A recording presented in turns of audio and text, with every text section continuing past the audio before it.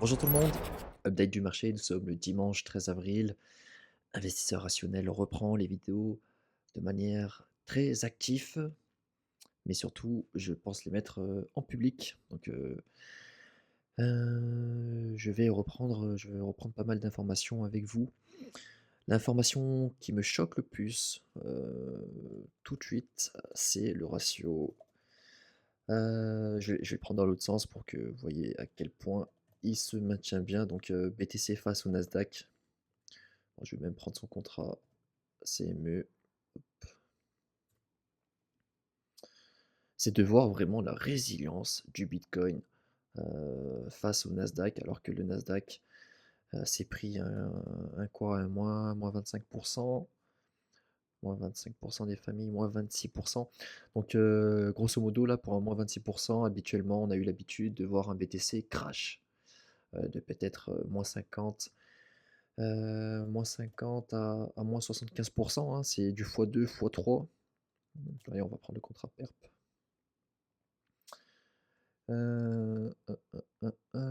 Donc le dernier gros crash du Nasdaq, moins 65%. Et sur le Nasdaq, on avait eu combien? Moins 30%. Vous voyez, minimum 2 fois plus de baisse sur le BTC. Donc ça montre à quel point ça s'est institutionnalisé. On va pas parler de valeur refuge, suffit de regarder le gold. Mais là, on est sur du moins 26 sur le Nasdaq et sur le Bitcoin. Pour l'instant, nous sommes sur du moins 30%. Donc on baisse légèrement plus, mais on se maintient extrêmement bien. Et bah, franchement, c'est la première fois qu'on voit ça se produire. On va pas parler de valeur refuge, faut arrêter de rêver. À chaque fois, ça revient sur la table, suffit de regarder le gold, hein. Voilà, bah, ça, c'est une valeur refuge, par exemple. Alors, nous sommes peut-être proches d'un sommet, mais pour l'instant, il y a rien à dire. C'est la seule valeur refuge. On peut voir, aujourd'hui que le dollar se fait vraiment défoncer. Bon, on arrive sur des niveaux très intéressants, hein, sur le dollar, donc c'est pas le c'est pas du tout le moment de short. On peut s'attendre au moins à des rebonds. Mais on peut voir que les initiatives de taxes douanières face à la Chine se retournent un petit peu contre Trump actuellement. Et je pense que ça, je sais pas s'il a prévu, on s'en fout. Je vais parler un petit peu de ce que je vois et de ce que je pense surtout pour l'avenir. Chose intéressante, donc on avait vu, j'avais partagé ça sur, même que la charte, sur le Nasdaq. Cette pattern, qui nous sourit, qui ne fait pas plaisir. On n'aime pas voir ça, hein, des M-top, daily sur le Nasdaq. Bah, ça met souvent fin à une tendance haussière, hein. Ce dont je vous avais partagé il y a quelque temps sur le canal. Hop. Début de formation de M-top. Donc la dernière fois que ça s'était produit, on a eu quand même un retracement de -34%. Alors ici, ce qui est intéressant, c'est qu'en termes d'amplitude de mouvement, on a quelque chose qui est assez similaire. Par contre, on l'a fait en, je sais pas, si on l'avait fait en combien de temps? 270 jours? Ici, on l'a fait en 50 jours. Ça, c'est quelque chose d'historique. Si on regarde aussi l'indicateur de VIX, bien sûr, on est dans l'extrême peur, donc un indicateur de volatilité. La dernière fois que c'est produit, bon, août 2024, je mets là en weekly. Je suis en logarithmique là. Et sinon, 2008 et 2020. Bon, pour la bulle internet, pas tant que ça, hein. OK, donc ici, est-ce que c'est le moment de se positionner et cetera? On n'en sait rien. Ce qui est sûr, je vais rester sur cette charte un petit moment, il va falloir attendre que la volatilité retombe. Ça, c'est la seule certitude que nous avons. Beaucoup de market makers se retirent d'apporteurs de liquidités se retirent parce que le marché, il est fou et l'objectif, c'est de ne pas hold de position, donc ça préfère se retirer. Si vous mettez par exemple, bon sur le contrat CME, ce serait encore plus voyant. Si vous mettez par exemple un volume profile sur ces journées à très forte volatilité, vous verrez des gaps de volume, dont le marché se fait un vilain plaisir de venir les combler. Alors on a des gaps plus hauts, peut-être qu'on y reviendra plus tard, ce n'est pas un problème. Sur cette charte, ce que je voulais vous montrer, c'est ce premier arrêt. Donc là, ce premier arrêt, peut-être que c'est simplement un piège baissier tant qu'il tient, on est bull. Il faut penser bullish. Pour l'instant, il a cédé. Donc là, le style delivery, il est complètement bearish, mais on semble vouloir former un, un petit bottom court terme. On verra si c'est pour une reprise ou si c'est uniquement pour un rebond de rallye dans un rallye baissier. Donc ici, on n'a pas vraiment d'informations en daily, il faut vraiment descendre en H1. Et ici, ce qu'on peut voir, c'est bon, je suis vraiment, je suis pas très fan, mais ici, on a une résistance majeure qui a cédé, une petite résistance majeure qui a cédé. Et donc, on a une petite zone intéressante à tenir, pourquoi pas, ça serait celle-ci. Hop. Donc pour l'instant, elle tient. Vous pouvez vous dire qu'à court terme, tant que les 17 900 tiennent, ça peut être intéressant pour, pourquoi pas continuer de rebondir. Bien sûr, hein, ça dépend, surtout de ce que Trump, va dire, parce que la Chine, ça y est, elle a répliqué. Pour moi, les taxes douanières, dans le prix, peu importe en fait, l'issue, même si ça va plus bas, ça je pense pas que ça va aller plus bas. Vraiment le déclencheur, pour qu'on ait une jambe baissière bis, un AB est égal CD par exemple, bon, imaginons nous avons quelque chose de tracer quelque chose de bien. Imaginons nous avons juste de la consolidation ici, peu importe ce qui se passe avec les taxes douanières, le marché, tout ça là, l'a déjà pricé. Et l'idée ça serait que, imaginons parce que là dans le prix, je pense que le marché a pricé les taxes douanières, ça c'est une certitude. Donc à partir de là, la moindre petite news, bah, elle est bullish, on l'a déjà vu sur cette semaine avec la réaction du prix. Donc là on parle quand même de plus 17% sur le Nasdaq, donc très très forte volatilité, très forte volatilité à la baisse comme à la hausse, ça marche dans les deux sens, surtout quand la liquidité est retirée du marché. Et donc ici, bah, imaginons nous avons AB est égal CD, on pourrait très rapidement se rapprocher de la zone de rechargement de longue avec un total de moins 40%, chose qui a été déjà vue par le passé. Alors qu'est-ce qui pourrait justifier un tel move? Selon moi, pas grand-chose, si ce n'est un Black Swan, donc un événement qu'on ne peut pas prédire, donc inutile de parler d'événements. C'est une chose, à prendre en compte dans la gestion du portefeuille de chacun. Donc si on commence à le prévoir, ce n'est plus un Black Swan, donc à un moment donné, il faut se mettre à risque, sinon on ne fait plus rien. Donc on va mettre de côté, les Black Swan. Ça serait potentiellement, bah, une récession américaine. Pour l'instant, ce n'est pas le cas. Pour l'instant, ce n'est pas du tout le cas.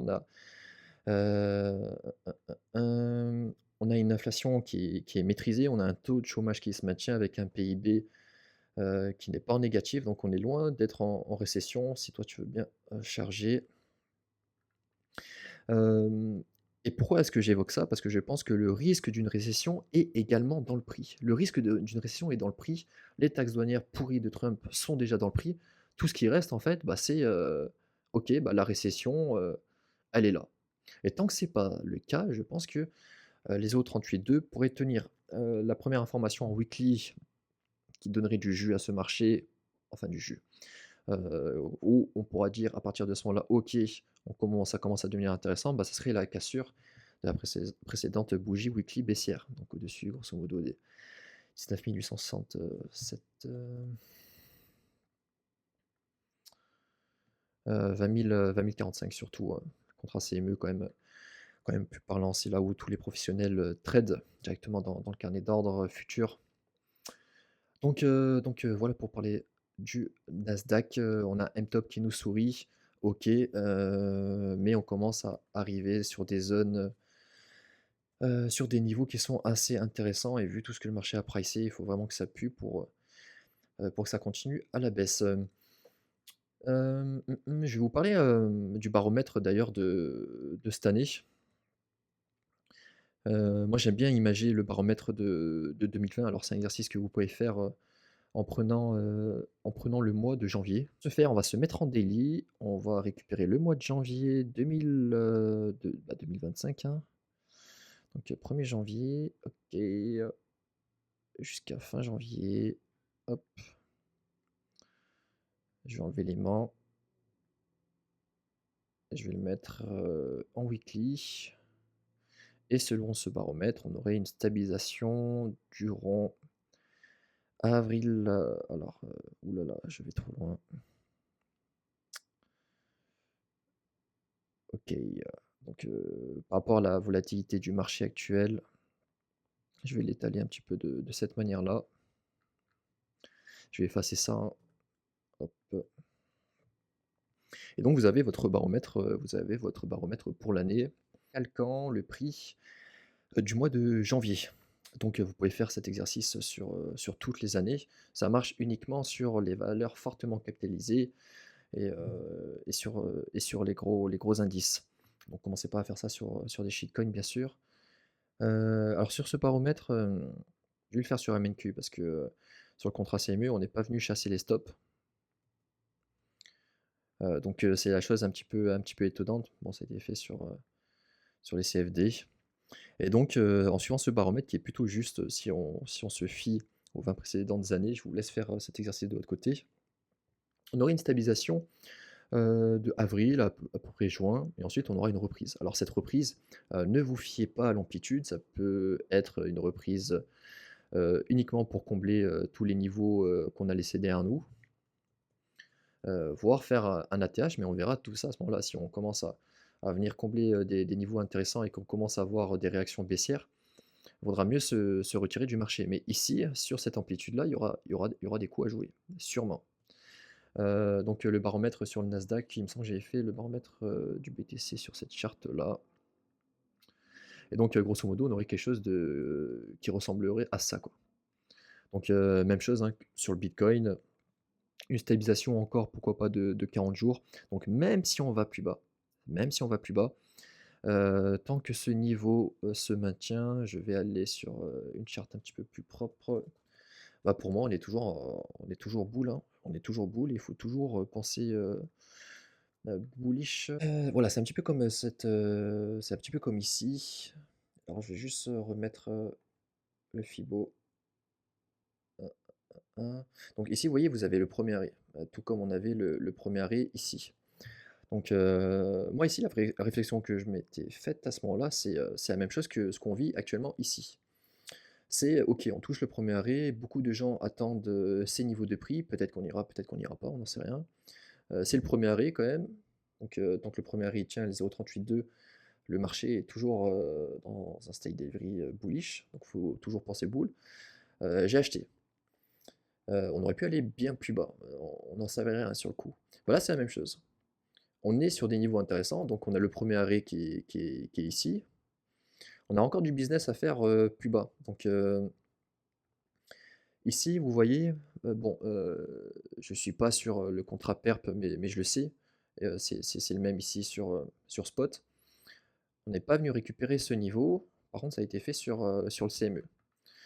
Enfin bref, on a de l'intérêt à revenir plus bas. Rien nous garantit qu'on va y aller, mais par contre,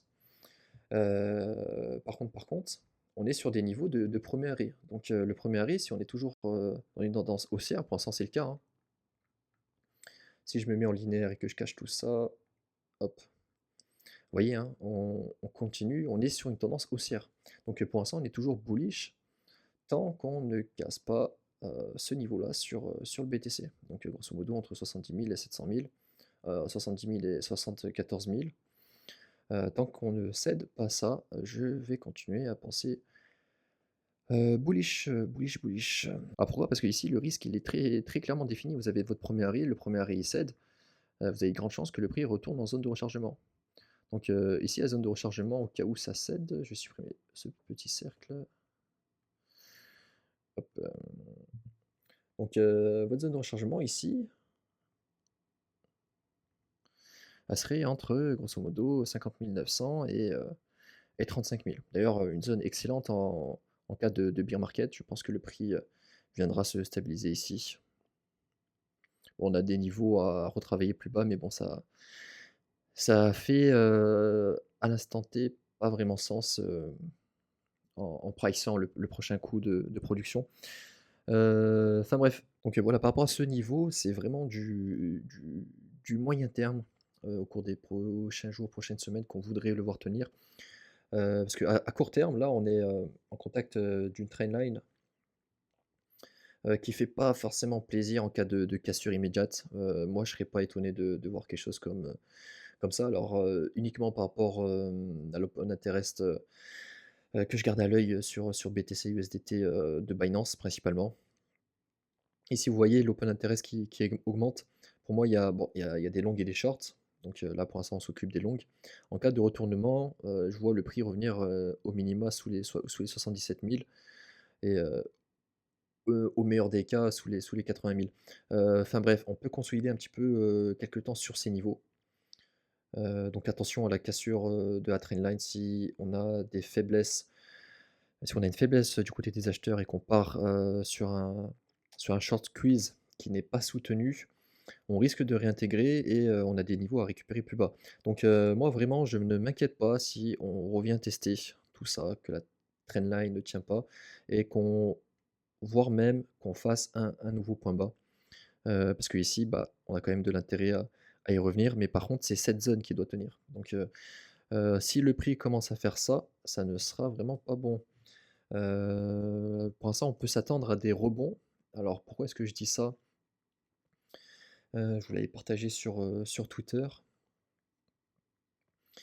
Donc l'indicateur maison, qui, regroupe la dominance de l'USDT, l'USDC et le DAI, eh ben, on voit très clairement qu'on est revenu en haut de range, d'un range de 450 jours, plus ou moins. Et donc, bah, les recharges commencent à se remplir petit à petit. Alors on est uniquement pour moi dans la zone que j'ai définie intermédiaire, donc c'est-à-dire qu'on a du jus, il y a du cash qui peut re-rentrer sur les marchés pour faire rentrer du pour faire pumper les prix. Donc, plus on se rapproche de cette zone, plus il y a de la panique sur les marchés. Donc, ne vous fiez pas à ce que je dessine, hein, mais, si, cet indicateur ici monte, c'est qu'ici, il y a des actifs qui sont vendus pour des stablecoins. Tant que les stablecoins, eux, ne cash out pas du marché, tout va bien, hein, parce que c'est du cash qui va re-rentrer à l'avenir. Alors, pas sur votre dernier shitcoin, à la mode, mais sur les gros actifs, donc notamment, je sais pas, le Solana, le BTC. Heu, Là, je dis le BTC, mais quand je vois la dominance du Bitcoin, on peut se dire assez facilement que, pourquoi pas à l'approche de la prochaine, trendline, on est un repli. Je sais que beaucoup de personnes sont écurées des altcoins. J'ai moi-même énormément de positions en alt et ça fait bien chier. Je vais revenir ensuite sur la net globality, du marché en général, mais pour moi, ça va arriver. Le seul hic, c'est est-ce qu'on passe par une récession entre 2 ou pas? Est-ce qu'on a une deuxième jambe baissière de partout? Moi, je décide de prendre du risque, tout de suite sur le premier arrêt. On verra si l'avenir me donnera raison ou non et je m'adapterai en fonction, sachant que l'invalidation elle est assez simple, hein. C'est cassure du premier arrêt et ici avec, cette nouvelle data que je vous propose, bah, c'est la cassure de ce range. Si on casse ce range, bah, on sait que, la panique va s'accélérer. Il ne faut pas aller contre la panique quand on a un VIX, aussi élevé, bah, la volatilité prend le dessus sur la rationalité. Donc c'est-à-dire que le marché, il peut devenir fou, il peut faire des choses complètement irrationnelles, venir chasser des liquidités dans tous les sens, des hedge funds se faire rect, comme ça arrive tout le temps, et ainsi de suite. Donc ici, ça reste quand même, donc plus on arrive vers le haut, plus les gens sont full cash. Donc plus ils sont full cash, à la prochaine, formation bullish que vous voyez sur le prix, que ça soit sous forme de W ou que ça soit sous forme sur Market Structure Swift, peu importe, bah, ça sera super intéressant de se positionner. Pour l'instant, on n'a pas tout ça. Pour l'instant, on est toujours dans un flux qui est haussier à long terme sur le BTC, si on suit cette grosse trend. Alors pas cette petite, je vais vous montrer ça, parce qu'il y a quand même une trendline qui a cédé, il faut faire attention à ça. Donc, ah oui, oui, je peux pas mettre d'aimant, donc ça sera un petit peu moins précis. Alors on a quand même cette cassure de trendline, donc toujours méfiance, hein, méfiance sur ces niveaux. Parce que pour l'instant, le flux, il est haussier, mais vous comprenez bien que je vais remettre, hop, la trend, comprenez bien que si on fait ça, là, c'est mauvais, quoi. Parce qu'on a On a des niveaux à venir, retravailler, enfin, on a des liquidités à venir récupérer ici, on a des niveaux à venir retravailler ici, voire même plus bas et cetera. Donc là, on est dans un scénario, qui pue. Mais ce n'est pas encore, confirmé. C'est toujours un BTC qui, suivant son baromètre avec celui du Nasdaq, nous offre un nouveau ATH ou au moins un bon rebond pour les prochains mois avec peut-être du range, une dernière chasse au stop, sur ces niveaux identifiés et une réintégration. Ça, c'est vraiment le scénario parfait qu'on aimerait voir. Donc si tout le monde est cash, bah, le marché, ne peut que monter, hein. L'argent ne peut que re-rentrer. À l'inverse, quand on est proche, des 5 à 4 de dominance en stablecoin, bah, tout le monde est full exposé et bien sûr, c'est accumulé avec, l'impression de stablecoin. Si tout le monde est quasiment all-in sur les marchés et qu'en plus de ça, hem, les Tether ou les USDC ne sont plus imprimés, bah, qu'est-ce que la seule chose que peut faire le marché, c'est de baisser, quoi, et cet indice rebondir, pour aller dans le sens inverse finalement. Donc toujours contrariant, sur les marchés crypto. Donc ici, bah, ça fait sens de pourquoi pas, s'exposer un petit peu sur le premier arrêt sur le BTC. Alors ça peut juste être votre indicateur, hein, vous pouvez, chasser des altcoins, face au BTC, sur un rebond un petit peu plus important. Et donc ici, pas forcément pricer, quelque chose comme ça. Si on est dans un simple range, à la rigueur, oui, pourquoi pas. Mais si nous sommes vraiment en train de changer de dynamique sur le Nasdaq, on devrait plus avoir quelque chose comme ça malheureusement. Donc, heu, hop et finalement ici juste avoir un rebond et en fait non. Et ici, bam, on rebondit et on repart sur plusieurs mois qui sont très chiants et cetera. Ce n'est pas quelque chose à exclure, mais bon, si en crypto on ne prend pas de risque sur les assets les plus forts quand tout le monde a peur, vous risquez d'acheter trop tard. Là, ce qui est sûr, c'est que l'invalidation d'un asset, se fait pas non plus, -30, -40 plus bas.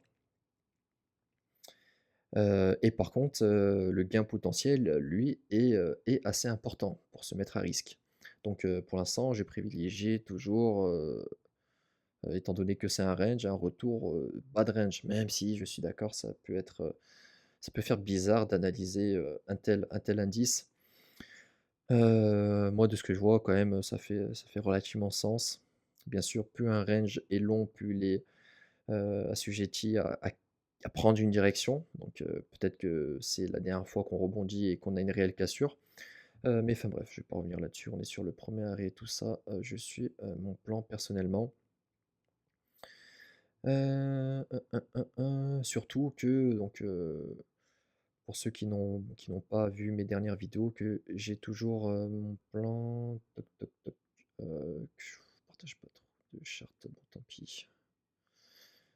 Hem, que je vois toujours moi un top, peu importe le prix, hein, faites pas attention au prix, entre juillet et octobre 2025. Donc entre juillet et octobre 2025, si je reviens sur mon baromètre, ça semble être assez bien corrélé dans cette zone-là, donc bon, l'avenir nous le dira. Je préfère me mouiller que de ne rien partager. Je vais revenir sur les dernières informations partagées sur le canal. Donc, bon, ici, on voyait, hein, le funding qui avait littéralement explosé avec l'open interest qui avait complètement explosé également. Si je reviens juste, pour faire une mise à jour là-dessus, je vais me mettre en daily. On a pressé tous les narratifs vraiment jusqu'à la dernière goutte, que ce soit les mêmes coins, l'IA, un petit peu moins les DePIN et les RWA. Pour moi, il me semble que Apple, sur les 10 prochaines années, voire un petit peu plus, compte investir plus de 5 000 milliards dans l'IA. Donc pour moi, l'IA, ce n'est pas du tout un secteur à sous-estimer. Peut-être même qu'on aura une nouvelle bulle, hein, sur les marchés boursiers, autour de l'IA.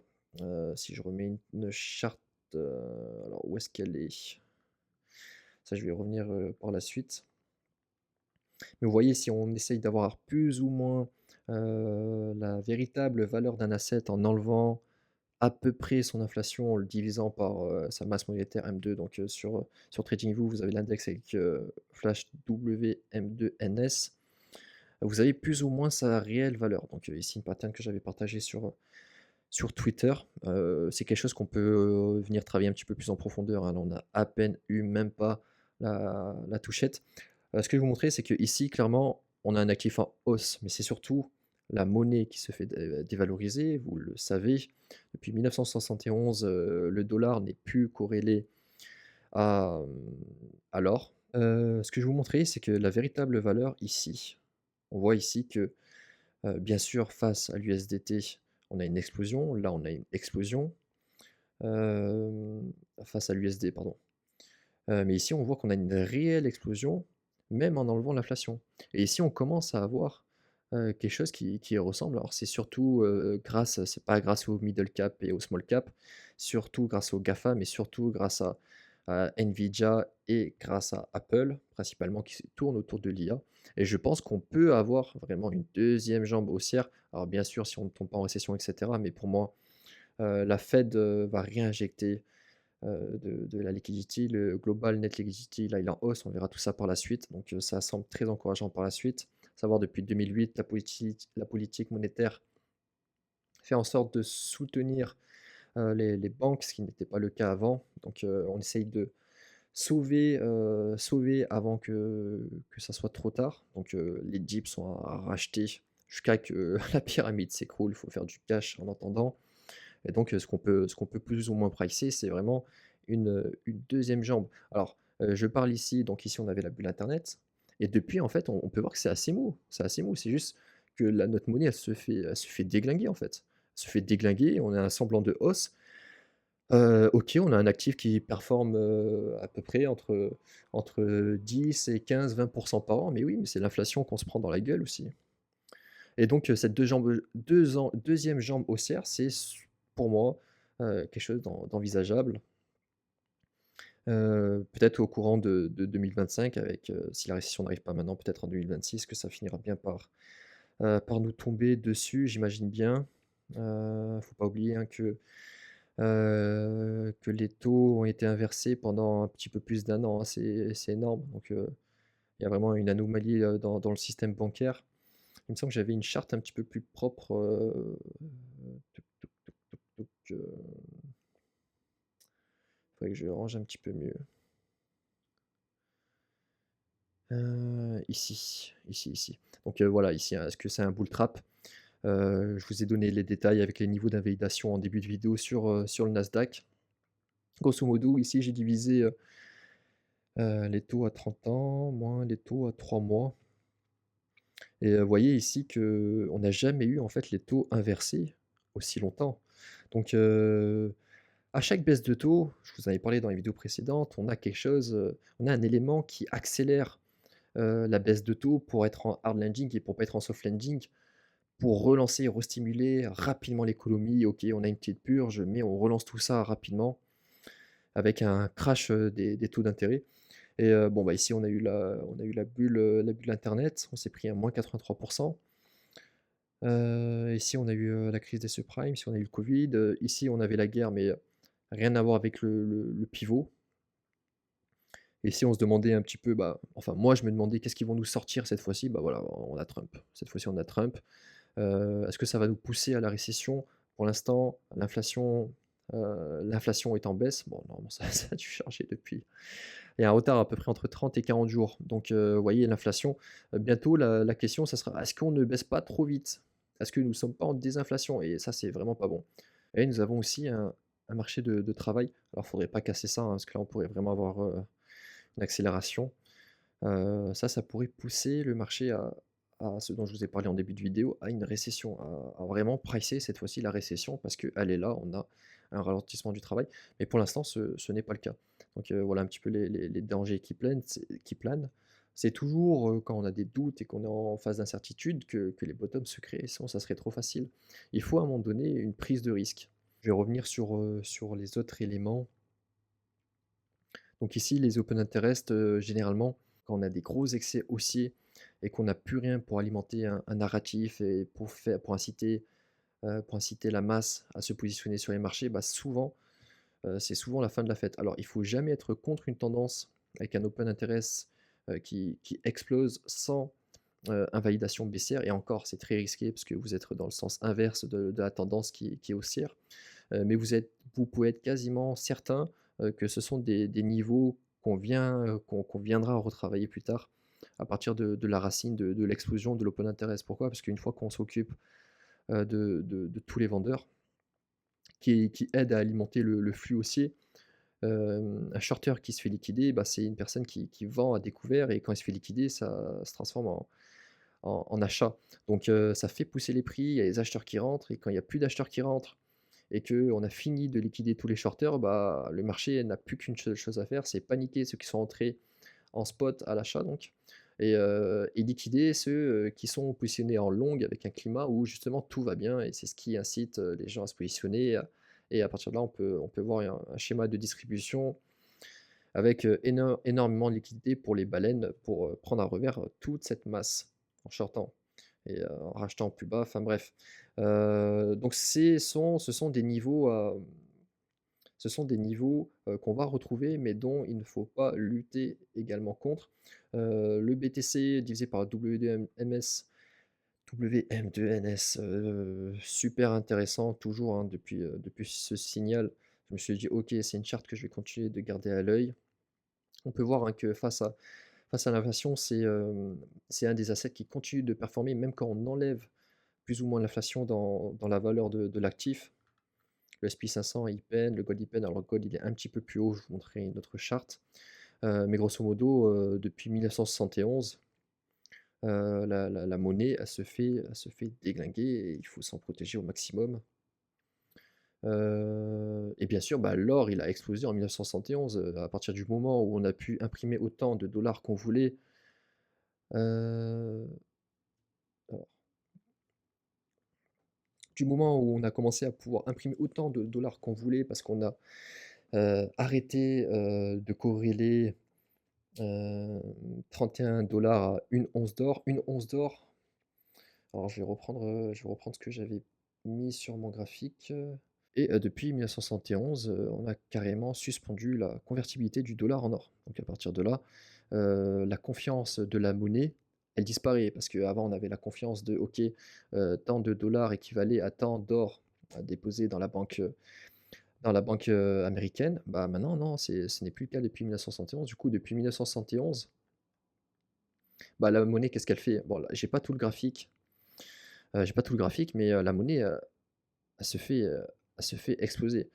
Et l'or, bah, à l'inverse, qu'est-ce qui se passe pour l'or? Bah, l'or, il se fait, exploser, mais à la hausse lui. Alors, hop, ajusté avec, en enlevant plus ou moins l'inflation, donc on voit ici qu'on fait quand même des nouveaux sommets. Donc on voit qu'il y a quand même énormément de peur, sur les marchés suite aux taxes douanières de Trump, notamment face à la Chine qui ne plie pas genou. Et donc, bon, je viens ici pour vraiment avoir la charte long terme, hein, sinon ça s'arrête en 1981, sur TradingView. Donc, grosso modo sur TradingView, ça arrive ici, vous avez l'impression que ça fait que de baisser, mais en fait on était déjà au sommet d'une bulle. Parce qu'ici en 1971, on était déjà au bottom, donc, où le dollar perd sa corrélation avec l'or. Et bah ici, en fait, il y aurait toujours cette corrélation avec l'or. Une once d'or, donc en 1934, une once d'or, ça équivalait à 35 $. Une once d'or, il me semble que c'est 31-34 grammes. Donc grosso modo, 1 gramme pour 1 $. Donc, pour 1 kilo, vous avez 1000 $. Pour 1000 $, vous avez 1 kilo. Heu, donc bien sûr, si on aurait toujours cette corrélation, l'or ne coûterait pas aussi cher. On n'aurait pas toute cette dévalorisation de la monnaie. Je vais revenir sur Telegram, sur les informations que je vous ai partagées. Donc sur les altcoins. Alors les altcoins, pour l'instant, je les ai laissés de côté. Je m'attendais, donc comme j'avais partagé juste en bas, je m'attendais à un rebond du Total 3, je m'attendais à un rebond des altcoins. Ici, alors c'était peut-être, juste avant. Dans cette vidéo, donc du 1er décembre 2024, on avait vu ensemble tous les niveaux probables de sommets de marché, dont l'élection de Trump et également les chiffres de Nvidia. Donc on avait vu en vidéo, on était quelque part par là, tous les événements de liquidité importants avec les potentiels sommets de marché, dont, l'élection de Trump et les chiffres de Nvidia qui d'ailleurs étaient bons.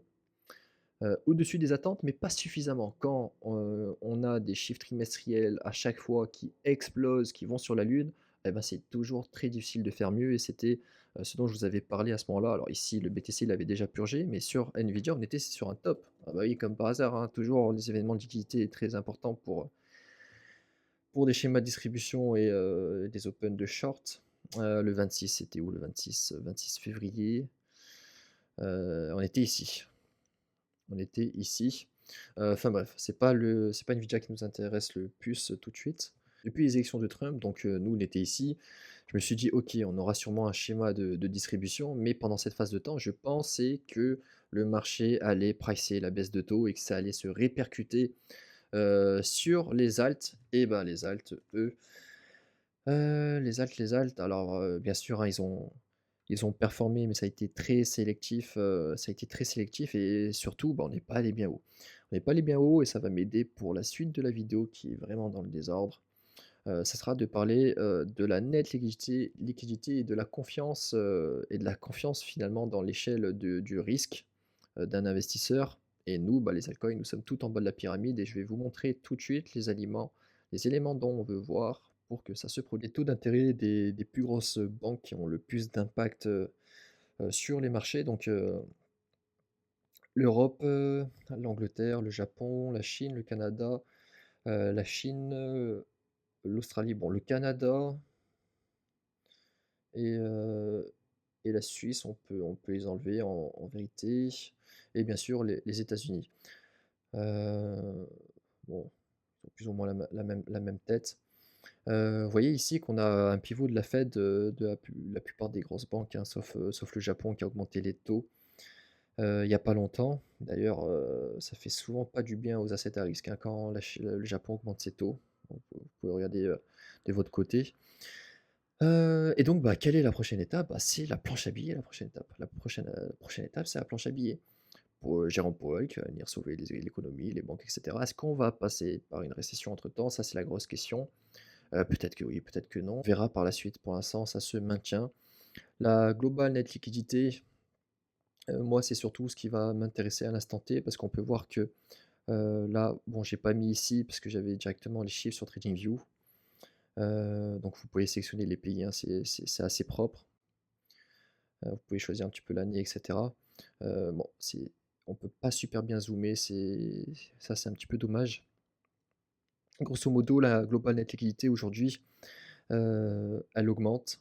Elle augmente principalement grâce à la Chine et aussi à la zone euro. Donc, la zone euro, vous voyez un petit rebond. On a encore un arrêt de la plupart des grosses banques et pourquoi? Parce que les taux, ils sont encore élevés, alors il va falloir être patient, là-dessus. Ici, ce que je voulais montrer, c'est qu'on commence, alors ça peut être absurde aussi de faire de l'analyse technique là-dessus, mais on commence à casser des sommets. Heu, 1 sommet qu'on casse. Bon, il y avait ce petit piège ici, mais déjà, il y a une chose intéressante du côté de la Fed, sur un graphique un petit peu plus propre. Ils vont commencer à réduire, à ralentir leur réduction de bilan et les cycles, ils sont très fortement corrélés justement à ces bilans de la Fed. Si nous sommes en QE, alors déjà la banque, les banques centrales investissent, tout le monde investit sur les assets bien plus risqués, le crédit est beaucoup plus accessible et cetera et donc en tant qu'assets les plus risqués de la chaîne à risque, bah, il faut l'environnement le plus propice. Donc selon moi, pour que cet indice, les alts, surperforment le BTC, chose qui arrive pendant quelques semaines, au cours de 4-5 ans, donc il faut être présent quand ça arrive ou alors ne pas chercher à l'être du tout, au risque d'y perdre des plumes. Pour les assets les plus à risque, il faut l'environnement le plus propice, c'est-à-dire que l'argent coule à flot, le crédit il est accessible, grosso modo que des taux soient très proches de 2%, 3%, mais que surtout la global net liquidity de tout le monde explose. Alors pour l'instant, on est dans, pour l'instant, c'est assez encourageant. On a les États-Unis qui réduisent la vitesse de la réduction de leur bilan, c'est-à-dire qui continuent de retirer de l'argent du marché, soit en vendant des actifs, soit sans renouveler des titres qui arrivent à échéance. Parce que oui, ils ont surtout des obligations d'État et parfois des titres privés. Donc la Fed, elle, commence à réduire. On peut voir que ça continue de baisser, mais ça baisse de moins en moins. À un moment donné, plus le temps passe, plus on sera sur quelque chose de comme ça. Et quand on va revenir en QE, quand l'argent va redevenir plus ou moins facile et que dans les prochaines années, du coup, on va revenir sur une vague inflationniste. Alors déjà, ça, tous les assets vont exploser juste avec l'inflation. Bon, autant être sur les assets qui prennent véritablement de la valeur.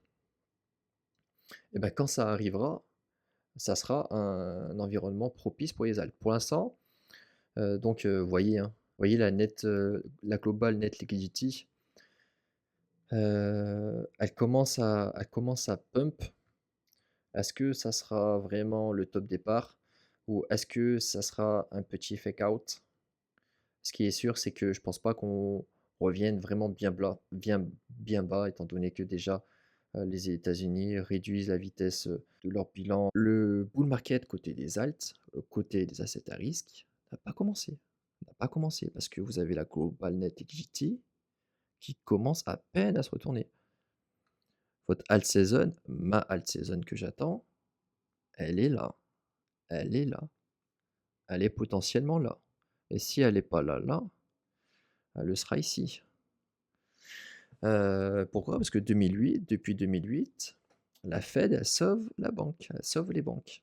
Ici, gros bull market, ici, gros bull market, et ici, sûrement gros bull market. Alors peut-être pas si gros que ça sur le BTC, même sur les altcoins, hein, pas aussi gros qu'ici, parce que ici, si je reviens sur cette charte, bah, c'était exceptionnel. Vous voyez? Heu, En 2020, regardez la global net liquidity, comment elle a explosé. Ça va pas exploser autant.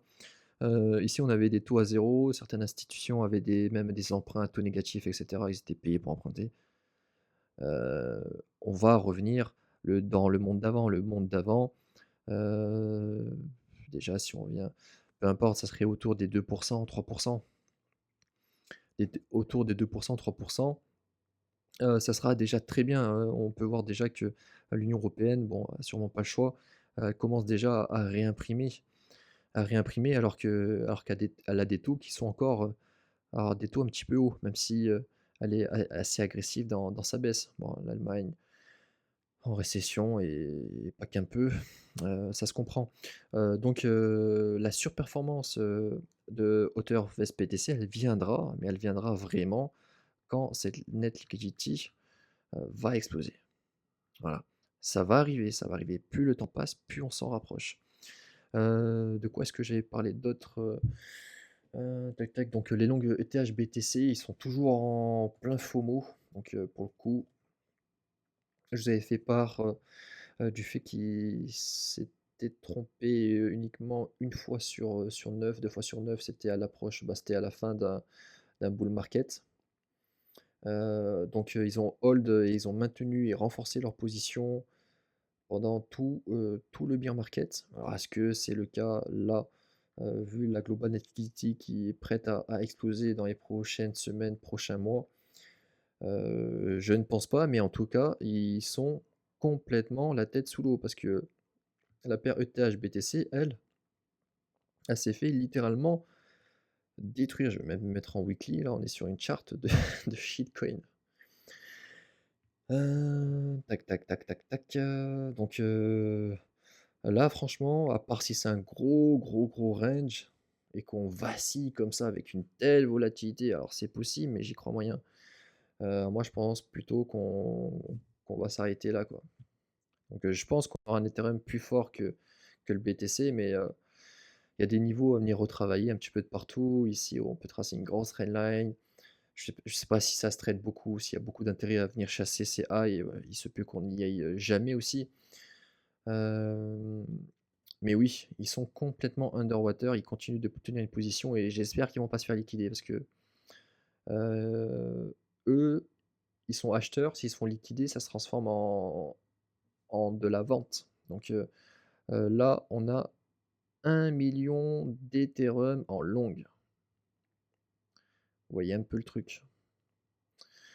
Donc c'est énorme. Donc pour le coup, là, je me suis bien trompé. Je m'attendais à comme je le disais par rapport à la charte Over vs BTC, à un rallye, dans cette zone. Bah, c'était la zone à tenir, hein. On l'a pas tenu, accélération baissière malheureusement. Il y a un marché justement qui price la baisse de taux, mais Trump en a Trump en a décidé autrement. Je vais en profiter pour rebondir directement sur la charte, de ETH, Solana. Que j'en avais fait part, j'en avais fait part il y a quelques temps de cette charte, de cette grosse tache séance, sur Sol Ethereum, donc à 0,05. Pour moi le Solana va continuer de surperformer, l'Ethereum. Donc je crois il s'est pris un plus 30 depuis mon post sur Twitter, sur Telegram, on était ici. Donc on continue de s'accélérer. Alors c'est pas le Solana qui explose sur la Lune, hein, parce que face à l'USDT, il n'est pas si haut que ça. Donc en logarithmique, on voit mieux vraiment les niveaux des zones à retravailler. Il se peut qu'on n'y aille jamais, hein, sur BNB. C'est ça qui, je pense, a maintenu son support, c'est que tout le monde commençait à pricer des achats beaucoup plus bas, où tout le monde voyait ce gap énorme à venir combler. Donc pourquoi je pense que Solana va continuer de surperformer l'Ethereum. Alors, ça peut changer entre-temps, hein, mais pour l'instant, Solana génère plus de revenus que notre cher Ethereum. Donc, je pense que l'Ethereum, va revenir au minima dans son haut de range et plus, hein. Donc ça reste des localisations, bon, assez intéressantes pour acheter. Cette cassure de trendline, franchement, il y a rien qui est beau, hein, mais bon, non, il y a rien qui est beau, c'est tout. Ces énormes M-top, et cetera, même peut-être même en trimestriel, hein. On a le niveau des 50 sur RSI qui pourrait peut-être tenir, mais bon, faudrait de la réaction tout de suite, quoi. Faudrait de la réaction au cours de ce mois.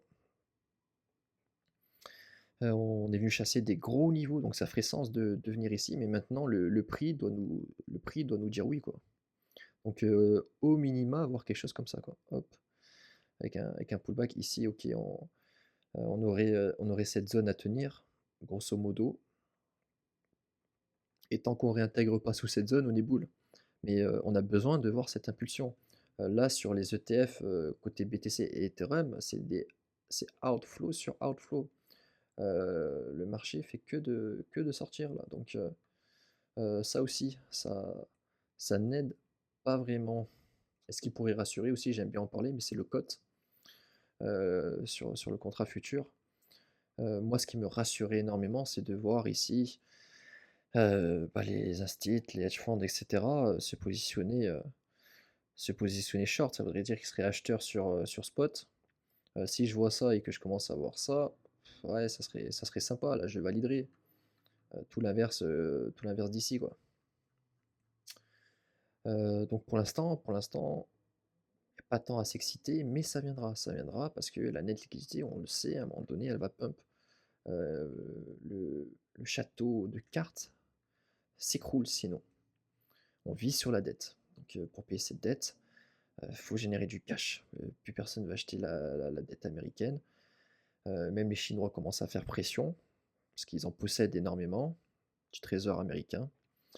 Enfin bref, je vais pas m'éparpiller plus que ça, je suis déjà bien éparpillé. Donc globalement, les assets intéressants à garder à l'œil, bah, ce sont tous les assets qui ont pump sans une globale net liquidité qui a explosé. Là, ce qui a fait vraiment ce premier move sur les marchés, ce n'est pas la planche à billets et elle va venir. Donc imaginez tous les assets qui ont pump sans elle, mais c'est vraiment les narratifs autour de l'IA, Trump qui a fait parler de la crypto quasiment tous les jours, tous les ETF bien sûr et ainsi de suite. Donc tous les assets qui ont pump juste parce qu'il y avait de l'intérêt, il y avait du marketing, il y avait de la pub, Je pense ils vont pump également quand la Global Net Liquidity va exploser. Et donc, parce que je n'étais pas revenu là-dessus, mais sur des Filama, bien sûr, vous avez les revenus. Donc, hop, fees, revenus, vous allez dans simple. Donc, les assets qui génèrent des revenus, grosso modo, sont des assets, pourquoi pas plus intéressants fondamentalement, c'est même le cas. Investir sur quelque chose qui ne génère pas de revenus, ça peut paraître un petit peu idiot, mais bon, beaucoup de choses idiot en crypto. Mais si vous fusionnez le fonda avec l'analyse technique, j'ai toujours dit, vous avez le cocktail qui a le plus de chances de fonctionner. Ce n'est pas garanti, mais vous avez quand même plus de chances. Ici, où euh, on voit le Solana, bon, on va prendre les 30 derniers jours quand même, 29 millions de fees, alors qu'on a l'Ethereum à 19 millions. Sachant que le Solana a un market cap bien plus faible que l'Ethereum. Et pourtant, Solana génère plus d'argent. Et encore plus, l'écart risque de encore plus se creuser dans un marché haussier. Donc ça, ce sont des datas à suivre. Sachant qu'il me semble qu'on a un ETF Solana qui devrait arriver pour juin. Donc il va falloir à ce moment-là regarder et comparer les inflows entre les ETF Solana et les ETF d'Ethereum. Donc les premières semaines. Les premières semaines, il faudrait vérifier également s'il n'y a pas des trusts sur Solana, sur Grayscale. Il me semble que oui. Donc il faudrait voir parce que leurs frais sont très élevés. Souvent, ce qu'ils font, c'est qu'ils vendent tout pour basculer sur des ETF avec des frais moins chers. Enfin bref, toujours une petite pression vendeuse donc à la sortie des ETF, en plus de l'événement de liquidité, beaucoup en jouissent.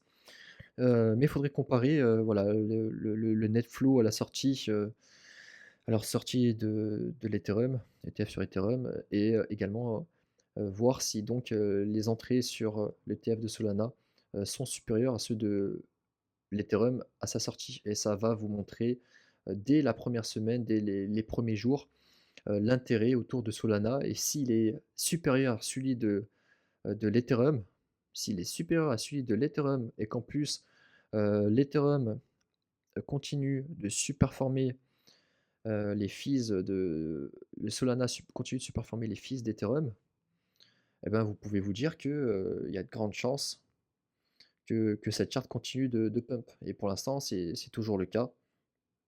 Alors, on n'est pas à l'abri d'un retournement. Je pense que les deux vont quand même bien surperformer.